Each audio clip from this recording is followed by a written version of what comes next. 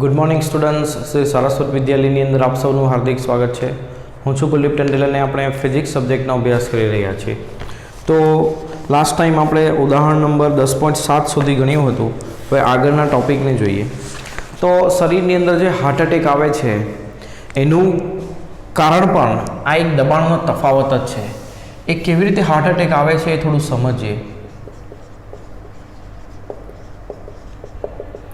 तो हृदयनी अंदर जे धमनी रहेली होय छे जेमांथी लोहीनुं वहन थाय तो घणी वखत एनी अंदर प्लाक जेवा कणोने कारणे ए नळी संकोचाई जाय एटले एमांथी लोही जवानो भाग ओछो थई जाय जेथी शरीरना भागोनी अंदर ए लोही ओछुं पड़े।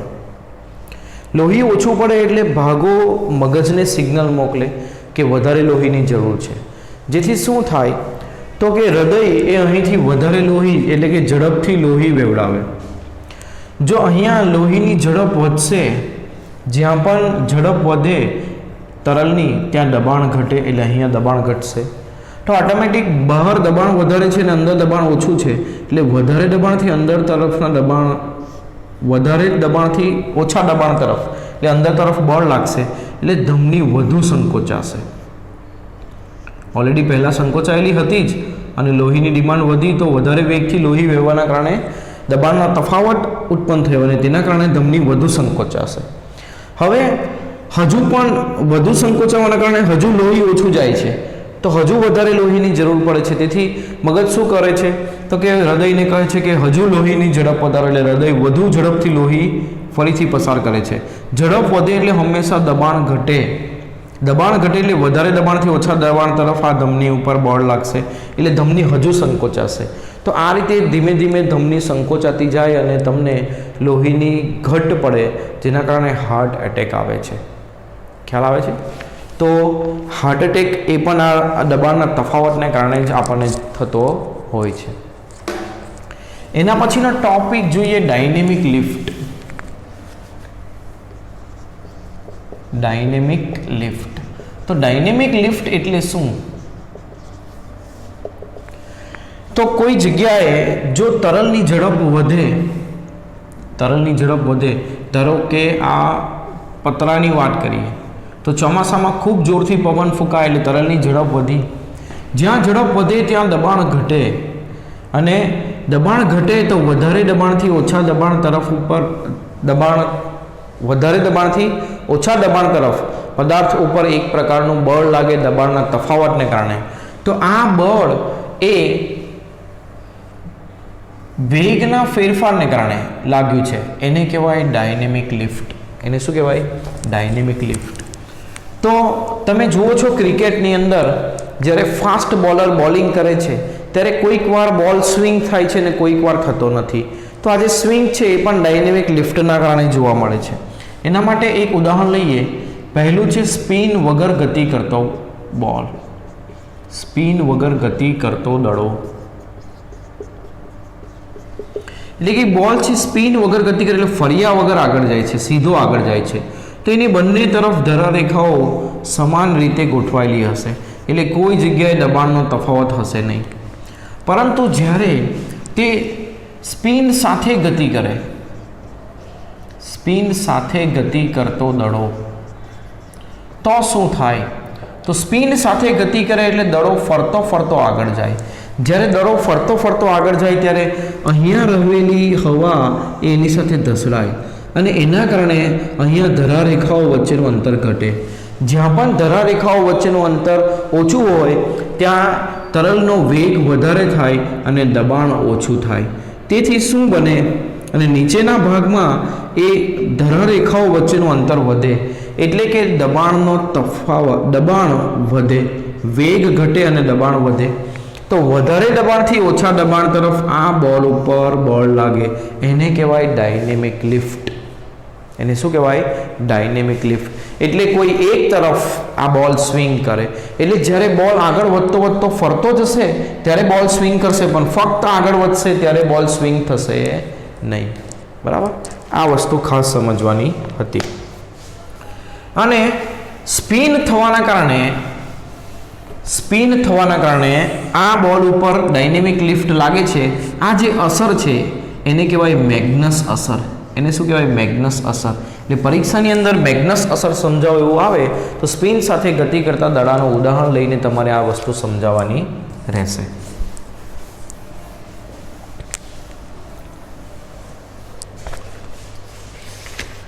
એ જ રીતે વિમાનની પાંખ એને કહેવાય એરોફોઇલ. એને શું કહેવાય? એરોફોઇલ. વિમાનને ઉપર ઉડાવવા માટે નીચેથી ધક્કો મારવામાં નથી આવતો, પરંતુ ફક્ત એને દોડાવવામાં આવે છે. કારણ શું? તો એની પાંખની જે રચના છે એ આ પ્રકારની હોય. કેવા પ્રકારની હોય? આવા પ્રકારની. બરાબર. હવે જ્યારે એ વિમાન આગળ ગતિ કરે છે ત્યારે શું થશે? તો અહીંયા રહેલી ધરારેખાઓ આ રીતે એની સાથે ધસડાશે અને ધરારેખાઓ વચ્ચેનું અંતર ઘટશે અને નીચે તરફ ધરારેખાઓ વચ્ચેનું અંતર વધશે. અંતર વધ્યું એટલે અહીંયા દબાણ વધશે અને અહીંયા ધરારેખાઓ વચ્ચેનું અંતર ઓછું થયું એટલે દબાણ ઘટશે. તો વધારે દબાણથી ઓછા દબાણ તરફ એના ઉપર બળ લાગશે. એટલે વિમાન જેમ જેમ ગતિ કરશે તેમ તેમ એને ઉપર તરફ બળ લાગતું જશે. જ્યારે બળ એ આખા વિમાનના વજન બળ કરતાં વધી જશે ત્યારે વિમાન ઉપર જતું રહેશે. એટલે વિમાનને ઉડાવવા માટે એની પાંખની રચના કંઈક આવા પ્રકારની હોય જેને કહેવાય એરોફોઇલ. અને જેના કારણે દબાણનો તફાવત જનરેટ થાય અને એના કારણે વિમાન ઉપર શું લાગે? બળ લાગે. તો એને લગતો એક દાખલો છે જે ગણીએ. ઉદાહરણ નંબર 10.8. એની અંદર શું આપ્યું છે? તો એક આખા ભરેલા બોઈંગ વિમાનનું દળ આપ્યું છે 3.3 × 10⁵ કિલોગ્રામ. તેની પાંખોનું કુલ ક્ષેત્રફળ એટલે બંને પાંખનું કુલ ક્ષેત્રફળ આટલું છે. 960 કિલોમીટર પ્રતિ કલાકની સમક્ષિતિજ ઉડ્ડયન કરી રહ્યું છે અને એની ઉડ્ડયનની ઝડપ કેટલી છે? 960 કિલોમીટર પ્રતિ કલાક. તો એને મીટર પ્રતિ સેકન્ડમાં ફેરવીએ તો 5/18 કરીએ તો કેટલા થશે? 960 × 5/18 થશે 266.66 એટલે 266.67 મીટર પ્રતિ સેકન્ડ. આ એની ઝડપ થઈ ગતિની. એ પાંખોની નીચે અને ઉપરની સપાટીઓ વચ્ચેનો દબાણ તફાવત. તો અહીંયા વિમાનની પાંખ છે, બરાબર. અહીંયા બિંદુ 1 લઈએ અને અહીંયા બિંદુ 2 લઈએ. નીચેનું બિંદુ 1 અને ઉપરનું બિંદુ 2. આની ઊંચાઈ h1 અને બીજા બિંદુની ઊંચાઈ h2. તો તમે આમાં જોઈ શકો કે h1 અને h2 એપ્રોક્સિમેટ હંમેશા કેવા હશે? સરખા હશે, બરાબર. હવે આપણે શોધવાનું છે કે પાંખોની ઉપર અને નીચેની સપાટી વચ્ચેનો દબાણનો તફાવત. તો આ દબાણના તફાવતને કારણે આ જે વિમાન છે ઉપર ઉડશે એટલે શું થશે? તો કે દબાણના તફાવતને કારણે લાગતું બળ, દબાણના તફાવતને કારણે લાગતું બળ એ કેટલું થશે? વિમાનના વજન બળ જેટલું થશે. તો દબાણના તફાવતને કારણે કેટલું બળ લાગશે? નીચે દબાણ વધુ હશે, ઉપર દબાણ ઓછું એટલે આ તરફ બળ લાગશે. વધારે દબાણથી ઓછા દબાણ તરફ, બરાબર. કેટલું બળ લાગશે? તો દબાણનો તફાવત P1 - P2 વધારે માઇનસ ઓછું આ રીતે લખાય, વધુ માઇનસ ઓછું. P1 - P2 બરાબર દબાણ બરાબર બળ ભાગ્યા ક્ષેત્રફળ થાય. તો આના ઉપરથી બળ બરાબર શું થશે? P1 - P2 × A આવું થશે. તો દબાણને તફાવતને કારણે લાગતું બળ એ P1 - P2 × A થશે અને વજન બળ કેટલું થશે? mg. તો આના ઉપરથી દબાણનો તફાવત P1 - P2 બરાબર શું થશે? mg/A. કિંમતો મૂકીએ. દળ કેટલું છે? 3.3 × 10⁵. જીની કિંમત કંઈ કીધી નથી એટલે આપણે 9.8 લઈએ. ડિવાઈડ બાય ક્ષેત્રફળ 500 એટલે 5 × 10⁵. તો આ કેટલું થશે? 3.3 × 9.8 ડિવાઈડ બાય 5 તો થશે 6.468. 6.468 × 10⁻³ પાસ્કલ. આટલો દબાણનો તફાવત આવશે. બીજામાં શું પૂછ્યું છે? તો બી ની અંદર પૂછ્યું છે કે પાંખની નીચેની સપાટીની સાપેક્ષે ઉપરની સપાટી પરની હવાની ઝડપનો આંશિક વધારો. ધારો કે નીચેની સપાટી પર ઝડપ છે v1 અને ઉપરની સપાટી પર ઝડપ v2. તો નીચેની સપાટી નીચેની સપાટીએ વેગ ઓછો હશે કારણ કે દબાણ વધુ છે અને ઉપરની સપાટીએ વેગ વધુ હશે કારણ કે દબાણ ઓછું છે. તો તફાવત કેટલો લખાય? v2 માઇનસ v1, વધારે માઇનસ ઓછો, ડિવાઇડ બાય કોની સાપેક્ષમાં? તો નીચેની હવાની સાપેક્ષમાં. એટલે નીચેની હવાનો વેગ કેટલો છે? v1. તો v2 માં થતો ફેરફાર એ v1 ની સાપેક્ષમાં કેટલો? આ રીતે લખાય. હવે v1 કે v2 ની કિંમત તો આપણને ખબર નથી, પણ વિમાન સરેરાશ આટલી ઝડપથી ગતિ કરે એટલે આ શું હશે? આ સરેરાશ ઝડપ લઈ શકીએ આપણે પાંખોની ઉપર અને નીચેની ઝડપનો સરેરાશ તરીકે લઈ શકીએ. તો આ જે મૂલ્ય છે v1 એને આપણે સરેરાશ મૂલ્ય તરીકે લખી શકીએ. એટલે આપણે આ વસ્તુ શોધવાની છે. તો કેવી રીતે શોધીશું? બરાબર, ચાલો. તો એના માટે v2 માઇનસ v1 શોધવું પડશે. હવે આ જે સરેરાશ છે એને તમે કેવી રીતે લખી શકો? તો સરેરાશ ઝડપ બરાબર, આ પાર્ટ હું કાઢી નાખું. હવે સરેરાશ ઝડપ એટલે બંનેનો સરવાળો ભાગ્યા 2, આ રીતે લખી શકાય. બરાબર, ચાલો. હવે બર્નોલીનું સમીકરણ લખીએ. બર્નોલીના સમીકરણ પરથી શું લખાશે? તો P1 plus rho g H1 plus half rho V1 square બરાબર P2 plus rho g H2 plus half rho V2 square, આ રીતે લખાશે. હવે તમે જુઓ તો ઊંચાઈ બંને બિંદુની એપ્રોક્સિમેટ સરખી જેવી છે, કારણ કે જમીનથી આ બિંદુની ઊંચાઈ અને જમીનથી આ બિંદુની ઊંચાઈ વધારે તફાવત હશે નહીં, એટલે બંને સરખા લઈ શકાય. એટલે આ બંને સરખા હોવાથી કેન્સલ થશે. હવે P1 માઇનસ P2 બરાબર શું થશે? Half rho V2 square minus V1 square. આ પદને જમણી બાજુ લઈ જઈએ એટલે માઇનસ થશે, એમાંથી હાફ રો કોમન કાઢ્યું. બરાબર, 2 ને અહીં ગુણીએ એટલે 2P1 માઇનસ P2, રો વડે ભાગીએ એટલે divide by rho. a square minus b square એટલે a minus b into a plus b લખી શકાય. ખ્યાલ આવે છે? હવે જો અહીંયા v સરેરાશ સેટ કરવું હોય તો ડિવાઈડ બાય 2 જોઈએ, એટલે બંને બાજુ 2 વડે ભાગીએ. બંને બાજુ 2 વડે ભાગીએ તો અહીંથી 2 કેન્સલ થશે અને અહીં v2 માઇનસ v1 અને અહીં આવી જશે 2 વડે ભાગીએ એટલે v2 plus v1 divide by 2. v2 plus v1 divide by 2 ને સરેરાશ v લેવાશે, v એવરેજ. હવે આપણે શોધવાનું છે આ પદ, તો એને સેટ કરીએ. તો આ પદ શોધવા માટે v સરેરાશ વડે ભાગવું પડશે. તો v સરેરાશ વડે ગુણીએ અને ભાગીએ તો શું થશે? P1 minus P2 divide by row, અથવા તો બંને બાજુ v સરેરાશ વડે ભાગી દો. v સરેરાશનો વર્ગ વડે ભાગો બંને બાજુ.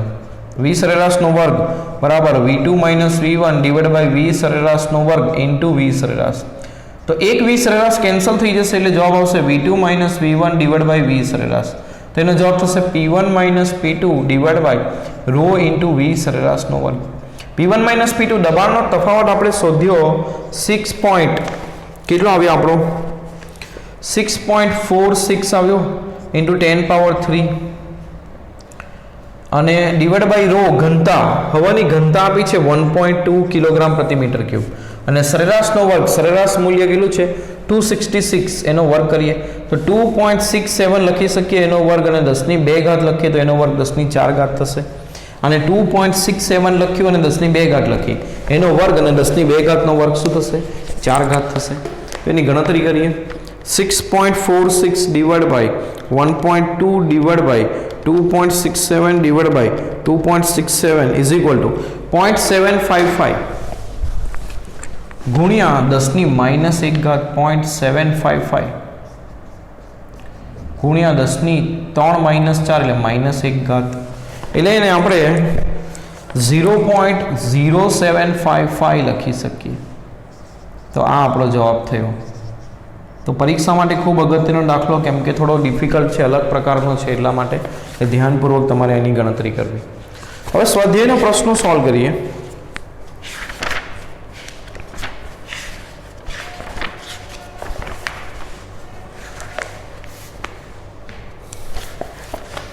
તો સ્વાધ્યાયના પ્રશ્નોની અંદર આપણે 10.10 સુધી ગણ્યું હતું. હવે આગળની ગણતરી કરીએ.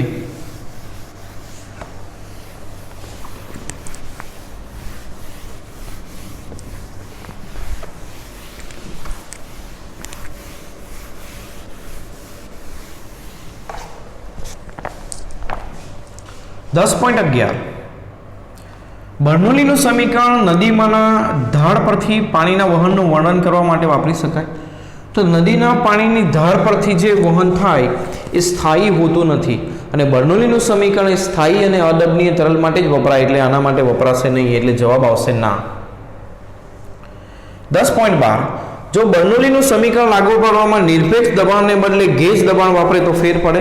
હવે તમે બર્નોલીનું સમીકરણ લાગુ પાડશો તો બંને તરફ જે દબાણના પદ આવે છે એમાં તમે ગેજ દબાણ લખશો એટલે તમે કુલ દબાણમાંથી વાતાવરણનું દબાણ બાદ કરશો, તો બંને તરફ તમે એવું કરશો તો આ પદ જે તમે વાતાવરણનું દબાણ બાદ કરો છો એ કેન્સલ જ થશે, એટલે કોઈ ફેરફાર થશે નહીં, એટલે બર્નોલીના સમીકરણમાં કોઈ ફેરફાર આવશે નહીં. 10.14 પવનની ટનલના એક નમૂનાના વિમાન પર પ્રયોગમાં પાંખની ઉપર અને નીચેની સપાટી આગળ વહનની ઝડપ અનુક્રમે, તો પાંખની નીચેની સપાટી આગળ બિંદુ 1 લખીએ અને આ 2 લખીએ, તો 1 આગળ ઝડપ 70 મીટર પ્રતિ સેકન્ડ અને 2 આગળ ઝડપ 63 મીટર પ્રતિ સેકન્ડ છે. જો પાંખનું ક્ષેત્રફળ 2.5 મીટર સ્ક્વેર હોય તો પાંખ પર ઉધ્વ ધક્કો એટલે કે કેટલો બળ ઉપર તરફ લાગશે, અને હવાની ઘનતા લેવાની છે 1.3 kg પર મીટર ક્યુબ. તો ઉપર તરફ લાગતું બળ એટલે દબાણનો તફાવતને કારણે લાગે, તો દબાણનો તફાવત ગુણ્યા ક્ષેત્રફળ એટલે દબાણનો તફાવત આપણને જોઈએ. દબાણનો તફાવત લાવવા માટે બર્નોલીનું સમીકરણ વાપરીએ તો P1 plus rho g h1 plus half rho v1 square is equal two P2 plus rho g h2 plus half rho v2 square. હવે આપણને ખબર છે કે અહીંયા એ h1 અને h2 એપ્રોક્સિમેટ આપણે કેવું લઈએ છીએ સરખું, એટલે આ પદ કેન્સલ થશે, તો P1 માઇનસ P2 બરાબર થશે હાફ રો કોમન કાઢીએ તો v2 square minus v1 square, આ પદને જમણી બાજુ લઈએ એટલે માઇનસ થશે. તો દબાણનો તફાવત કેટલો આવે તે ગણીએ તો હાફ રો ઘનતા કેટલી છે 1.3 v2 સ્ક્વેર એટલે 63 નો વર્ગ માઇનસ v1 સ્ક્વેર એટલે 70 નો વર્ગ, આ રીતે થશે. ઝડપ આપણે ધ્યાનથી જોવી પડશે, ઉપરની અને નીચેની, એટલે ઉપરની ઝડપ 70 છે અને નીચેની 63 છે, એટલે ઊંધું કર્યું. ઉપરની 70 છે, 70 નો વર્ગ અને આ 63 નો વર્ગ, તો 70 નો વર્ગ માઇનસ 63 નો વર્ગ કરીએ, 63 નો વર્ગ કરીએ તો આવશે 3969, એને બાદ કરીએ 4900 માંથી ગુણ્યા 1.3 ડિવાઇડ બાય 2 તો જવાબ આવશે 605.15, 605.15 પાસ્કલ જેટલું દબાણનો તફાવત આવશે. હવે દબાણના તફાવતને કારણે લાગતું બળ કેટલું થશે, દબાણનો તફાવત ગુણ્યા ક્ષેત્રફળ.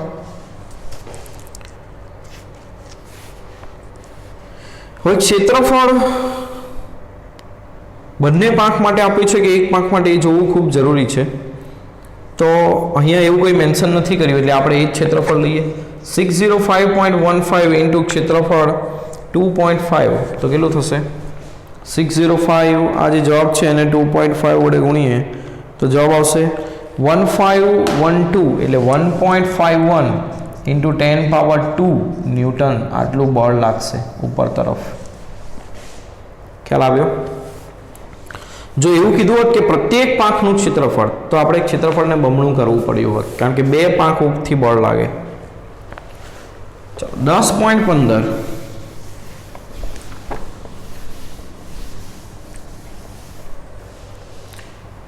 આકૃતિમાં A અને B એક અદબનીય પ્રવાહીના સ્થાયી વહન અંગેની છે, બેમાંથી કઈ ખોટી છે? તો જુઓ, આકૃતિ આપણે ખરી બનાવી અને એના ઉપરથી નક્કી કરીએ કે કઈ ખોટી છે.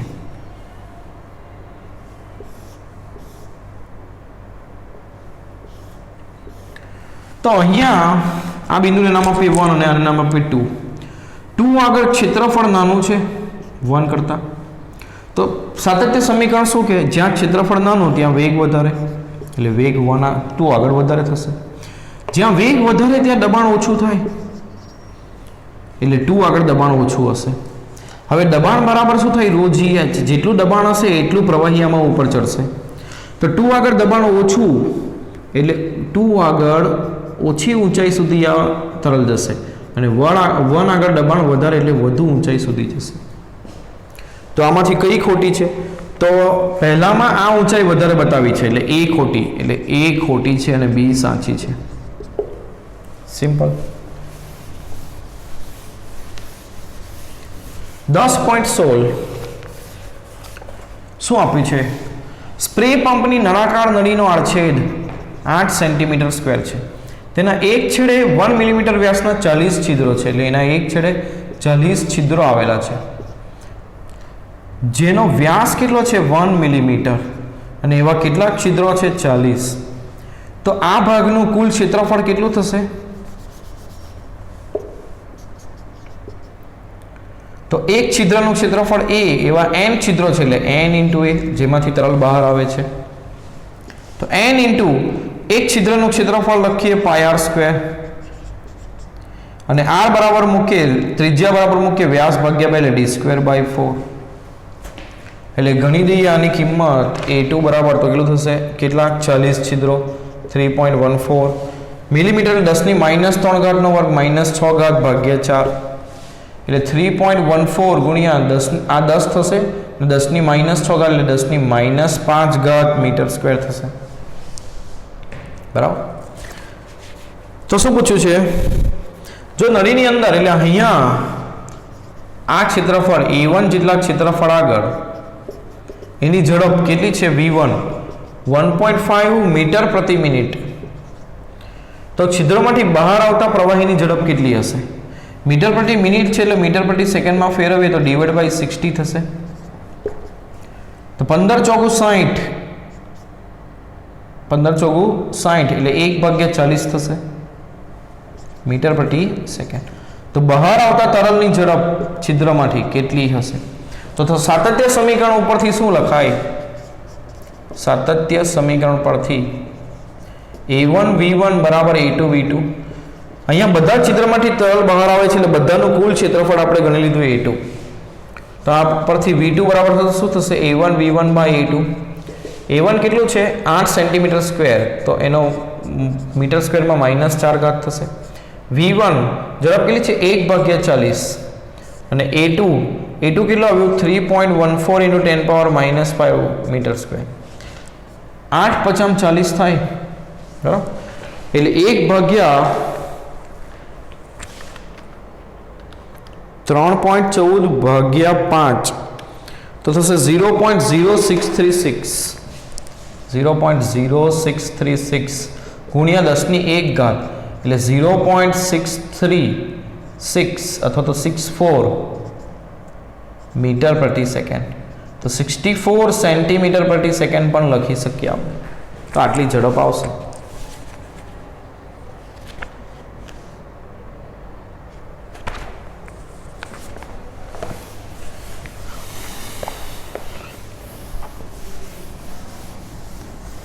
હવે આગળનો ટોપિક કરીએ.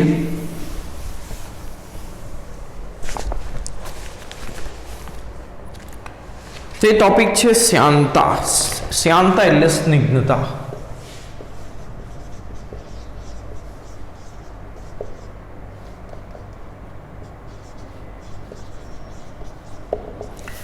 શ્યાનતા એટલે શું?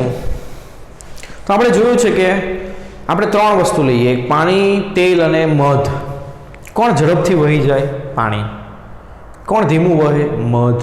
તેલ કરતાં પણ. અને તેલ બેની વચ્ચેનો. તો આ જે ગુણધર્મ છે જે સરળતાથી ન વહી શકે એ ગુણધર્મને કહેવાય શ્યાનતા. એટલે મધ વધુ શ્યાન છે કોના કરતાં? તેલ કરતાં. તેલ વધુ શ્યાન છે પાણી કરતાં.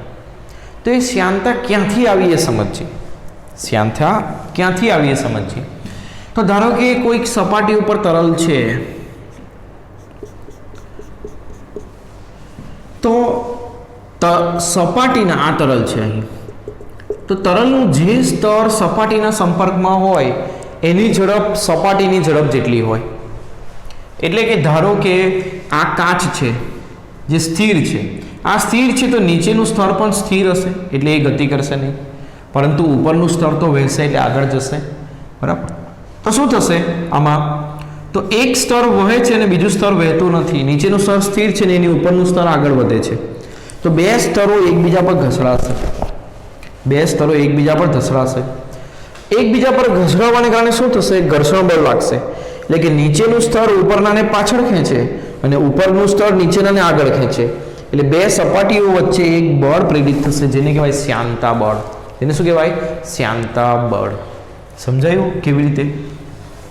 હવે પ્રવાહી કેટલું શ્યાન છે એ માપવા માટે શ્યાનતા ગુણાંક માપવામાં આવે છે. શું માપવામાં આવે છે? શ્યાનતા ગુણાંક. એ શ્યાનતા ગુણાંક કેટલો હશે? તો પ્રવાહીમાં વિકૃતિનો દર, પ્રતિબળ ભાગ્યા વિકૃતિનો દર, પ્રતિબળ ભાગ્યા વિકૃતિનો દર, એને કહેવાશે શ્યાનતા ગુણાંક. વિકૃતિનો દર એટલે એકમ સમયમાં કેટલી વિકૃતિ ઉદ્ભવે. તો ધારો કે આ તરલનો આ ભાગ સ્થિર છે ને ઉપરનો ગતિ કરે છે, તો કંઈક આવી રચના રચાઈ શકે કે આ ભાગ આગળ પહોંચી ગયો આ રીતે. સમજાયું? આ ભાગ સ્થિર છે એટલે અહીં રહી ગયો આ સ્તર. તો આ સ્તર આમાં શું થશે? એક સ્તર સ્થિર છે, બીજું સ્તર વહન પામે છે, એટલે ઉપર જઈએ તેમ તેમ સ્તરનો વેગ વધે. જે સ્તર સપાટીથી દૂર હશે એનો વેગ વધુ હશે, એટલે એક પછી એક સ્તરો એકબીજા પર ગતિ કરતા દેખાશે. એટલે આવા વહનને આપણે કહીશું સ્તરીય વહન.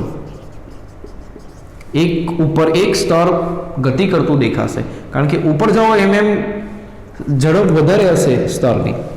બરાબર?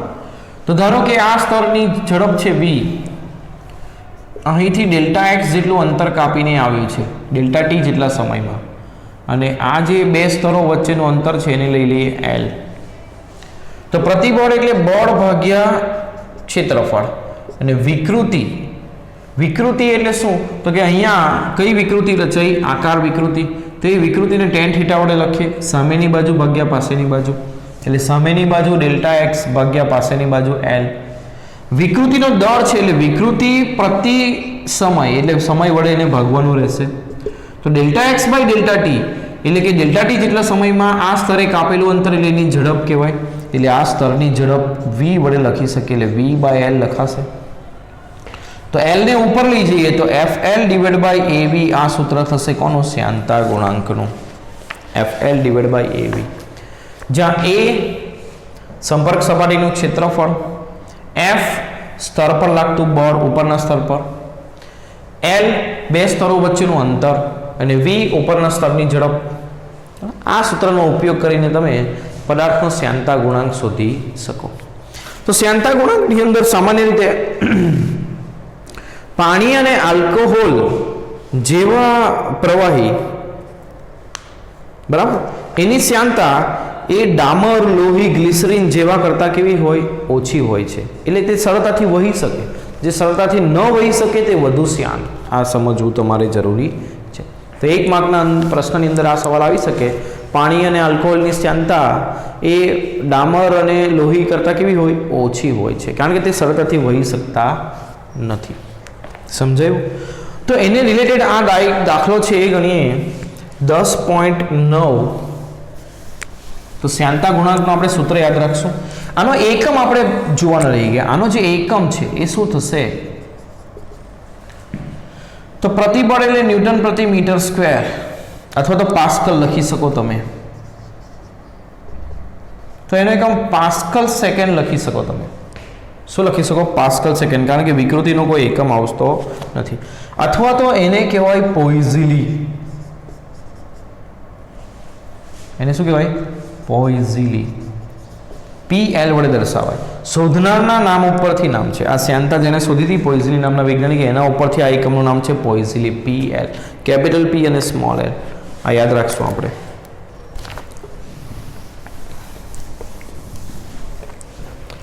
તો ઉદાહરણ નંબર 10.9 ની અંદર શું કીધું છે? તો આકૃતિમાં દર્શાવ્યા મુજબ 0.10 મીટર સ્ક્વેર ક્ષેત્રફળનો ધાતુનો એક બ્લોક આદર્શ ગરગડી પરથી દોરી મારફતે 0.010 કિલોગ્રામ દળ સાથે જોડેલ છે. એટલે અહીંયા એક બ્લોક છે,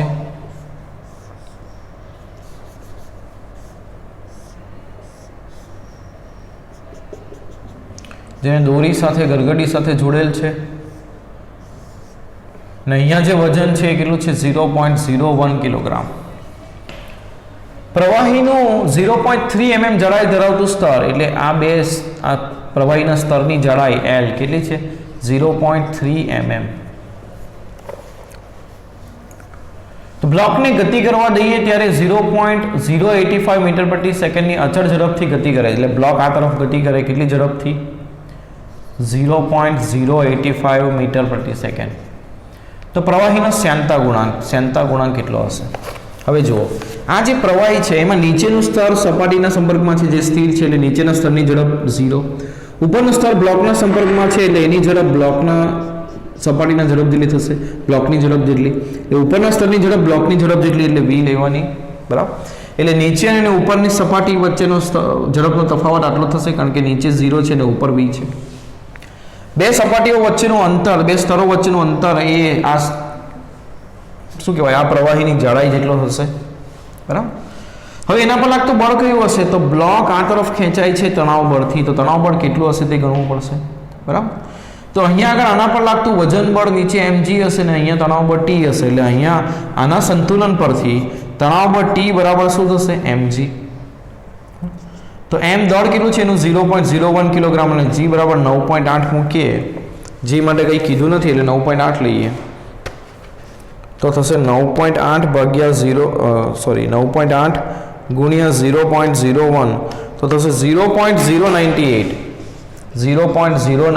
ન્યૂટન. આટલું તણાવ બળ, એટલે આટલું બળ એના ઉપર લાગશે તણાવ બળ જેટલું, બરાબર. તો શ્યાનતાનું સૂત્ર છે FL ડિવાઇડ બાય AV. સપાટીનું ક્ષેત્રફળ જે સંપર્કમાં છે એ સપાટીનું ક્ષેત્રફળ કેટલું આપ્યું છે? તો 0.10, જે આપણે લખવાના રહી ગયા. સંપર્કમાં સપાટીનું ક્ષેત્રફળ, બ્લોક સાથે સંપર્કમાં છે આ, તો બ્લોકની સપાટીનું ક્ષેત્રફળ આપ્યું છે 0.10. તો કિંમત મૂકીએ, બળ કેટલું? 0.098, લંબાઈ કેટલી? 0.3 મિલીમીટર એટલે 10⁻³ ક્ષેત્રફળ 0.1 અને વેગ 0.085. આ બધી કિંમતો મૂકીએ તો શું જવાબ આવશે જોઈએ.